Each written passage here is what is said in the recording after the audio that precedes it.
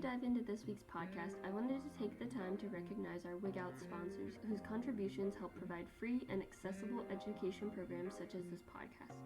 Thank you to Rally Credit Union, Bonita, Catfish Charlies, the Corpus Christi Downtown Management District, the Law Office of Scott M. Ellison, Mr. Fancy Pants Car Wash, Phyllis and George Finley, Toby Shor, and Callie and Rajan Ahuja for their generous support.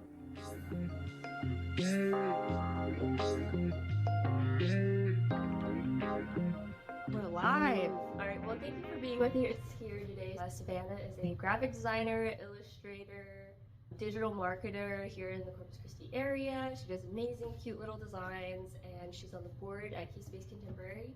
We're glad to have her, and so tell us a little bit about your journey into being an artist, Savannah. Like, where did you go to school?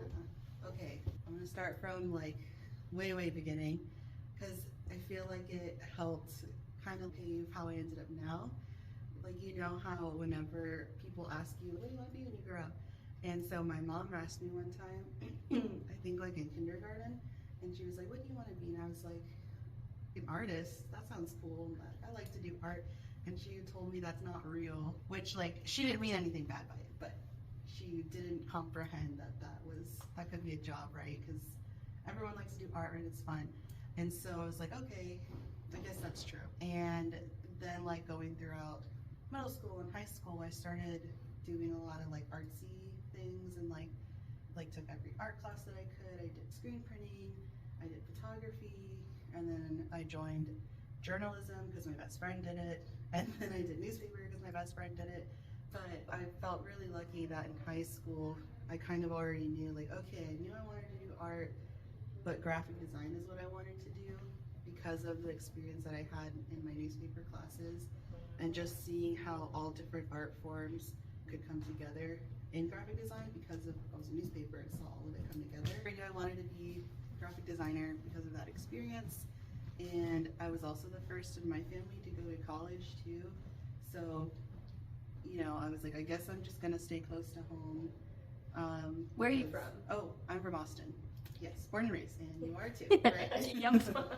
And so that was another experience. I felt really lucky growing up in such like a artsy city where I got to go have a lot of really unique experiences, and I feel really thankful for. So I went to St. Edward's University. Again, it was close to home. It was a small school, and went to school for graphic design, got my Bachelor of Arts there. And that was when everything really like made sense, because I was really scared going into graphic design. I was like, I'm about to go into all of this debt for graphic design. Like, can I get a job? Is this even worth it? And it was, because I was very persistent about finding a job and like finding the work. And that's definitely been something I've always been like hungry for an opportunity to prove to myself, and I think to prove to my family, like, I can make this a viable career, and it is a viable career. But my first internship is what really set the stage for me. And so I think I was a sophomore in college. We had a class project where we were learning how to make different maps, and one of the maps we had to do was a flow chart. Do you remember like those teen magazines where it was like, what celebrity should you kiss? Yes. And you like go through it. Yes. So it was something like that. And so I did what should you order at Whataburger, and so it was like based off like, are you a night owl? Are you an early riser? You know, what are you, procrastinator? Are you like in the morning? That kind of stuff.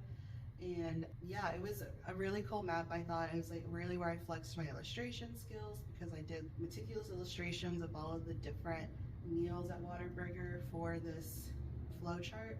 And then I was a big fan of Whataburger's social media. I was always paying attention to it, and I was like, well, you know, they're really active on Twitter and they engage a lot with their followers. What would happen if I just tweeted this art at them? Like, I was like, in my wildest dreams, I'll tweet it at them and then they'll hire me. Which is crazy. Job. Here you go. Exactly.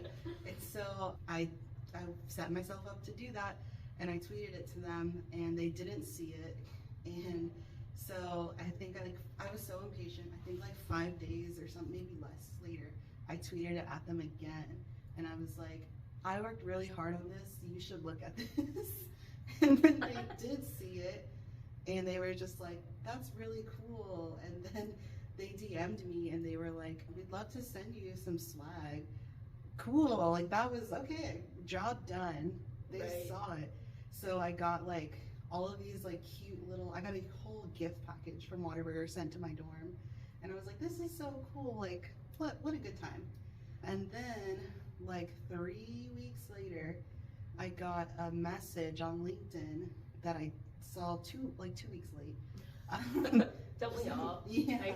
And that's what taught me, like, okay, I need to get serious about LinkedIn, I need to get serious about my portfolio, because art is fun and all, but you have to have that side done too. And so luckily I had a LinkedIn as a sophomore in college at 19, so I thought I'll probably need this. I got a message from someone who worked for Whataburger's PR firm, and they were like, hey, we saw your art that you tweeted, and we were wondering if you would be interested in interning for the summer designing for Whataburger. Job. Yeah, I was like, no, like, this is like a movie. Like, I said I was gonna do this thing and I was gonna get a job from it, and I was like, that's so like cute, like that would happen one day. And then it did happen, so that was really crazy. And so I was terrified. I was about to say no because I was so scared. I literally had just turned 19, and I was like, I wasn't even 19 yet because I'm a summer baby. I was 18 years old. Okay, so I did it. I didn't know how to drive, so I learned how to drive so that I could go to this internship in North Austin, because you know the commute from North to South Austin is crazy. And yeah, I went in for an interview or so, I thought, and I had the job the whole time, which was crazy. And I just think that was really bold of me at 18 to be like, yeah, I'm gonna get this job designing for Whataburger, and then it happened. So I spent a whole summer designing there, and that was really cool. I got to design for other companies too while I was there, but mainly I got to design for Whataburger. Great experience. And then the rest is history. I went on and did a bunch of other internships in college, because you know it's usually required to do like one internship, but it was like addicting at that point to me. It was like, I love this. I got so much experience. I got to work with so many different clients and so many different projects. I was like, I'm gonna get like 5 more internships while I'm in college, and I did. And so I had a few, so I had to remember where, but another favorite was I worked at this chip company called Bonita's, and it's like bean chips. Oh, yeah. They're so good. And they were across the street from my school. It was an unpaid internship, so I was actually working there unpaid as an intern, and then I was working as a graphic designer at St. Edward's. And then I had another job, I can't even remember. I was doing like 3 things at once, and then I was like I was doing like the 18-hour semester. It was a crazy time, but that's where I got to learn about like food styling and photo shoots, and you know, I was like doing hand modeling for them, and also doing package design, and just doing stationery, and even designing like the display corrugate boxes you see like in HEB. And so that was a really cool experience. And then when I graduated, I ended up freelancing for Bonita's in between looking for my first full-time job. So it definitely paid off to have all of those internships, but especially the Whataburger one, because my last internship of college was through this program called E4 Youth, and they bridged the gap between students of color in Austin and the creative and tech industry, because it's often something we're not introduced to. It's not always a space we're welcomed in, and so they really paved the way to bring those opportunities to you. So they got me an internship at McGarrett-Jesse, and so McGarrett-Jesse is it's an advertising company, one of the best in the world in my opinion. They do Yeti, they do like a popcorn brand, I can't remember what it was. It's like, I think Skinny, and then they do Costa, and they do Whataburger. And so I, again, was interning on the Whataburger account, but at the advertising agency this time. And yeah, it was just a cool experience, because that time I was working with art directors and copywriters and creative strategists. So it was cool that I started college with an internship with Whataburger, then I ended college with an internship with Whataburger. That's So awesome. that is how I got my creative career. What brought you to Corpus? Yeah, so my partner, he lived here in Corpus, he still does obviously, but we were doing long distance, and so I was coming here a lot to visit him, and I was like fascinated by the art community here, because I was like, you know, I don't think people in Austin know that all this stuff is going on here. Like, this is so cool. Like, how are other people not talking about this? This is awesome. And like, people in Corpus knew, but I saw it was like, this is like, there's really something special here. And I just felt like every time I visited my partner Christian, we would come to different events, and I just feel like I made friends so easily here with the creatives, and they were so welcoming. And it's a very tight-knit community, but they're always welcome to new art and new opportunities and collaborations. And so I thought that would be a really unique opportunity to move here. And I'd been in Austin my whole life too. It is really expensive. It was changing very, very fast. And I saw how just everyone around me was really feeling the growing inequalities, and like just how inaccessible a lot of things started to become in Austin. And I didn't see that as an artist that I could make that work there anymore. And I think a lot of artists are feeling like that in Austin right now. And so I just had a really deep appreciation for the culture here and the art here, and the people were so nice, and I already felt like I belonged here. And so I was at a tech company in Austin for a year, and I just wasn't feeling it. It was a great first job. I learned a lot about digital marketing. I got to do copywriting, got to do design, social media, but I just wasn't feeling fulfilled still. And I was like, I just need some kind of change. I'm just gonna pack it up and go down south. And my family was very upset because they were like, what are you gonna do? I was like, I don't know, I'll figure it out. I was like, I'll just be a freelancer. Like, I did it, I made it work when I was looking for a job. I'll do it again. I've made some friends in Corpus, and so like one of the last weeks at my job in Austin, I saw a job opening for the downtown management district, and there was 2 places I aspired to get involved with. There was a few, but there was 2 I thought that would be so cool to work there. But I don't know if I have an in at either of those places. I'm not even from Corpus, and it was downtown Corpus Christi and Visit Corpus Christi. And I just, they seemed really cool. It seemed like a really great way to get involved and start meeting a lot of people. But I was like, that'd be cool, but whatever. I'll just move there and figure it out. So one of my last weeks on my tech job, the opening popped up for downtown management district for a marketing assistant. And it was graphic design, social media, marketing. And I was like, well, I do all of those things, and like I want to work there. I want to move. We'll see. So I apply, and I got a call back really, really quickly.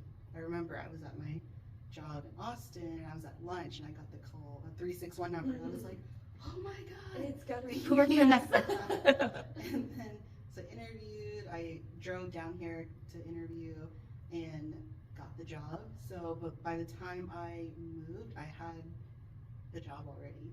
So my family was really happy about that. I was very relieved because I didn't know if I knew enough about freelance or about the community to even like successfully thrive as a freelancer yet there. So I was really happy I got that job, and learned a lot there, made so many connections.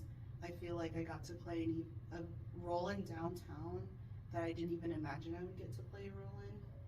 Like Art Walk, the block part, that was something that I can't take credit for that because I didn't do all the street closures and stuff, but that was something that I played a major role in for marketing it, for doing the branding. Same with like the holiday series that they do, the trees all around Chaparral. I did the branding for like the name of the trees and yeah. And so then like I did the banners that you see on Chaparral and on the seawall, and then there was a lot of like there's these peppermint tents that they Oh, put up. yeah. Yeah, so I did those. Like the little yard sign kind of things. And that was just them saying, you know, let's just like have something fun, a holiday in the street. I'm like, okay, I'll figure it out. Right. And so I would do like a lot of different renderings.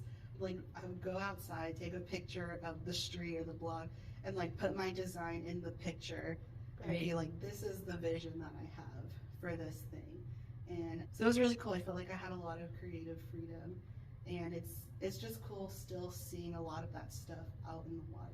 Right. Like even after you're done, it's still like Yeah. there and you see it. Yeah. They weren't just like, let's trash everything, spin it in. Yeah. Right. So that was, gosh, that was such a cool experience. And then from there, I got to do leadership Corpus Christi. I got on the board of the American Advertising Federation. And so I just started making a lot of connections while I was there, which was great for the freelancing side because I started freelancing for a lot of different places. I freelanced for Visit Corpus Christi. I did this illustrative map that's of Corpus Christi that's on their website. And then I was asked by the Ben magazine to do their first ever fully illustrated cover, and it was for their neighborhood issue. And so did an illustration of Corpus Christi and like just a bunch of cute little neighborhood stuff for all the neighborhoods. And then after those two illustrations, the airport came calling and they were like, we want something like that in the airport. And so Visit Corpus Christi connected me to the airport, and so did a map for them, which is by the baggage claim. It's huge. That was one of the most challenging projects only because of the dimensions of it, because it's like an angle because you're going down the escalator, and I had to like fit the map on it. Right. But it was really cool, and it's still there. And I take a picture with it every single time. You should. That's awesome. Yeah. Okay, serious question. So you got your degree in graphic design. Did you ever experience this kind of tension in between, like as a division between graphic design and fine art, like either in school or in your career? I know that, like, I've experienced that somewhat, like there's this kind of disconnect of like, sometimes fine artists are like, oh, graphic designers aren't real artists, or the opposite, like graphic designers are like, well, you can't get a job with fine art, so like I'm the artist that isn't starving. And so there sometimes seems to be this cultural disconnect. Did you ever experience that, and what is your kind of take on that? Yes, because at St. Edward's, a lot of classes, they had like meshed us together, the fine arts majors and the design majors, and you could tell we were so different. We are so different. Like, we're in different worlds over here, you know? And so it was funny to see that. But I think that there's a place for both. And I think that for both graphic design and for fine artists, what it really comes down to is having the marketing chops and learning how to run a business or how to market yourself. And I do think I do like resonate with like saying graphic designers, like they can't, like people saying like they're sellouts or like they're corporate artists, which I don't even think that's a bad thing necessarily, because for me it's really cool to say like I love art and I want to be an artist, but also like this was my avenue of being able to make a living by commodifying it, and I think that's okay. And fine artists, you know, commodify their work too. It's just, you know, I think the whole like people are sellouts is just kind of dumb, because we all have to make a living. Like, we can't all be starving. So, well, I guess we could all be starving, but it just wouldn't be great. We wouldn't last very long. Yeah, no, I totally understand that, because I kind of feel the same way. Like, I'm a potter and I'm a ceramicist, so like I don't always see my pots as fine art necessarily, and it's like, how do we define that? Like, what is the difference between like what we do creatively versus like fine art? Like, what is that versus like art or like a hobby art? So yeah, did you ever have any fine art friends that you like really got along with though, or like found, oh, we're like kind of on the same page? Because illustration, right, is kind of close to drawing or like other 2D arts, but maybe it's just like a different medium in which you're using, but it's still like a, you know, it's like a 2D art form somewhat. Yeah, I feel like I don't know if I really know too many fine artists, at least that I'm really close to. And I think it's amazing when they can make a living off of fine art. Like, that's really impressive to me because, like, with graphic design, I feel like people think it's like, people don't understand the cost and the time associated with it. I'm sure that's also probably the same though for like a painter. For us, you can't necessarily create a painting on Fiverr or something, or Right. whereas graphic design, like there are ways you can. So I don't know, but I think there's a place for all art, and whether it's fine art, whether it's like hobby art, graphic design, there's going to be a market for all of those.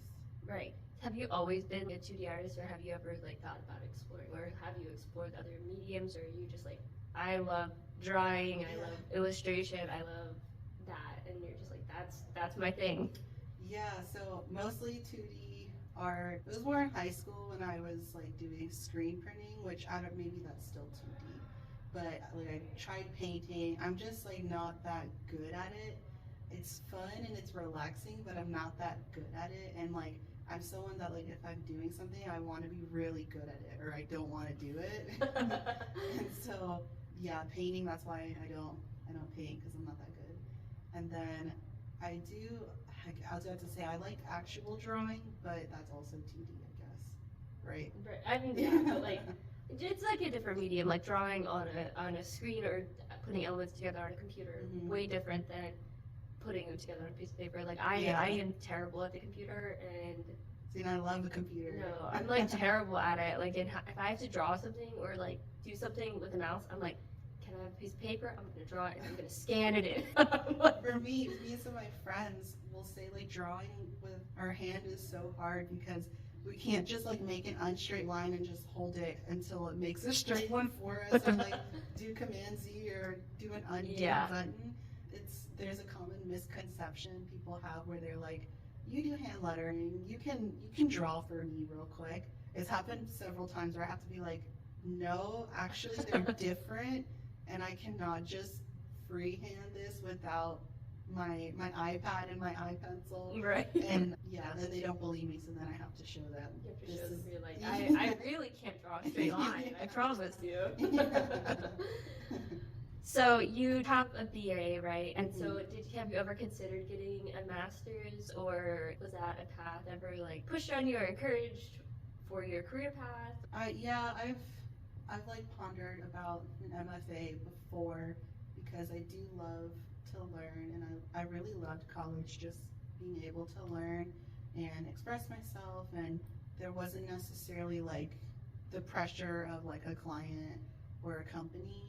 But at this point, no, because just student loan debt is out of control, just everywhere, like tuition inflation. And so that's probably my biggest challenge, and why I think I am hungry to always look for new opportunities and different avenues, because of that student loan debt that I don't think a lot of people talk about, but I think it's important to acknowledge student loan debt, and that does play a factor in certain experiences you're able to have or not have. Right, like you sacrifice the thing you might want to do for the thing you have to do in order to pay your bills. Exactly, yeah.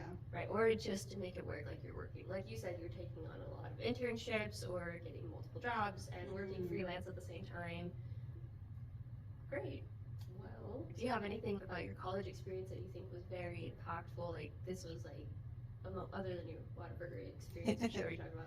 Or like professors, or I do actually. Okay, so something I saw a lot in school was my peers not seeing the bigger picture of the projects we were doing, which also I think it depends too on your situation, if you're paying out of pocket for your school, like paying your own way, or you didn't have to do that.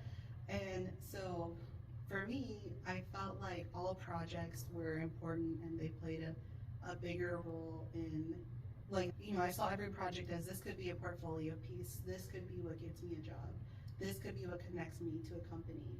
So every project I did, I wanted there to be intention, and I feel like some peers, saw some projects as like, oh, this is so annoying, you know, all-nighter because I just have to do this project. And then for me, it's like, I don't know if it's a pride thing or what, but like I didn't want to embarrass myself, and I wanted to stand behind my work, even if it was just a class critique with my peers. But I wanted to stand by anything I did. So I think that was important to take every project you do seriously, because you will learn something from it that could affect the kind of work you want to do or the kind of company you want to work at. Just like the Whataburger one, I could have just said, whatever, this, okay, here it is, great. But instead I was like, no, I can turn this into an opportunity, and that's what happened. Do you feel like you needed to necessarily like go to college to get the information or experiences that you got, or do you think that given other circumstances you could have gotten those outside of college just in a different manner? That's a good question. I think about that a lot because, like, sometimes I envy people who didn't go to college because of the student debt, but I acknowledge and respect that people are self-taught, and I think that's amazing. I even think going to a community college is such a great avenue so sometimes I wish I had explored these other ones, but I was the first in my family to go to college. I didn't really know what I was looking for other than I was told to go to college. I want to make my family proud. I'm the oldest granddaughter. I'm the oldest, firstborn, whatever. But where was I? I was going on a tangent. About like college, going to college Yes, or not, okay. and like not necessarily college, but other higher education avenues.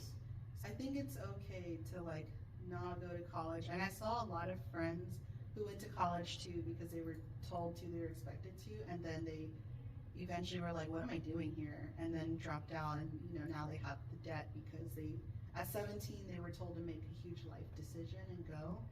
So yeah, I think some people should take a gap year, which maybe is controversial, but some people think that's so dumb, a gap year, but I think some people need that to figure out what they want to do.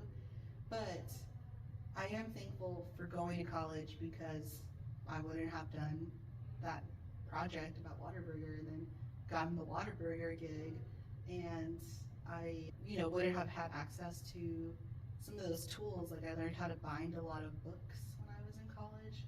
I wasn't going to learn that on my own. And they paid for our Creative Cloud membership for 4 years. I wasn't going to pay for that. Yeah, because in high school I was pirating a lot of those programs because that was like the golden age where you didn't have to pay for a Creative Cloud subscription, you just paid for the program, and it was amazing. But so there was a lot of opportunities I got in college that I'm thankful for, and like I learned how to be on my own because I lived by myself in college, and so I got to come into myself and like figure out who I was. So that's not a path everyone has to take, but that was the path I took. Do you aspire to be a full-time like graphic designer, illustrator, and not have a day job? I mean, it sounds like you like your job, but some people they're like, I can like my job, but I still want to be like a full-time artist or a full-time creative. And then some people, like me personally, I'm like, I love creating things, but I also really like what I do. Mm-hmm. Do you what is your dream? Yeah, so I think it's always been my dream to work for myself full-time. It's always been something I was scared of, but it's never left my consciousness. And so what that tells me is that it's like something that's really brave to do for me, but it's also something I can't keep ignoring. So yeah, I think that's why I always do it on the side, part-time, because one, I just enjoy it. I like having the variety of projects. And I mean, as I've mentioned, in college, I was just always like, okay, what's next? What's the next thing? What's the next thing? So part of me really likes just working with so many different companies on so many different projects. So yeah, that is my dream. I think that anyone who considers that route also has to understand it is awesome to work for yourself, be a freelancer, set your own rules, set your own schedule. It's not meant for everyone though, because you do have to be your own boss, and you do have to project manage, and you do have to market yourself. But I feel like having the jobs that I've had So let's see, I graduated in 2018. So I've been working full time for 6 years.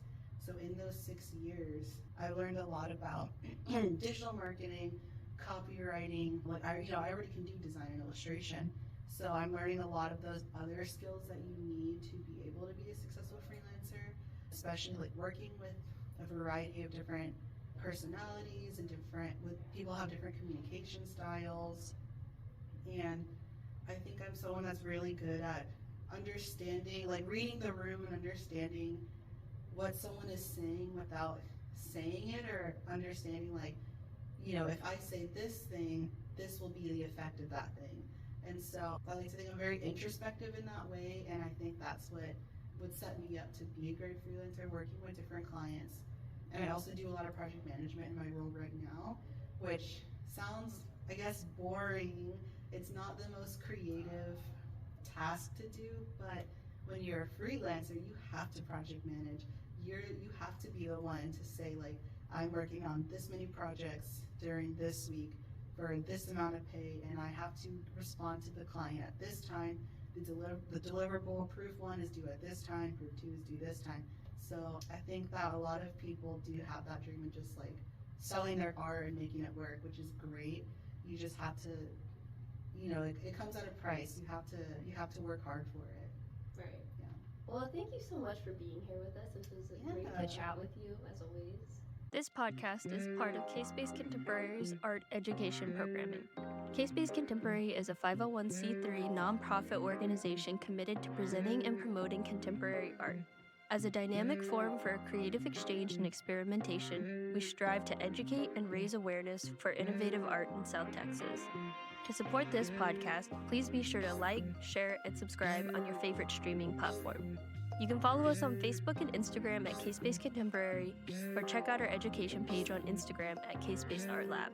For those interested in contributing or becoming a member of Case-Based Contemporary, please visit our website at www.casebasedcontemporary.org.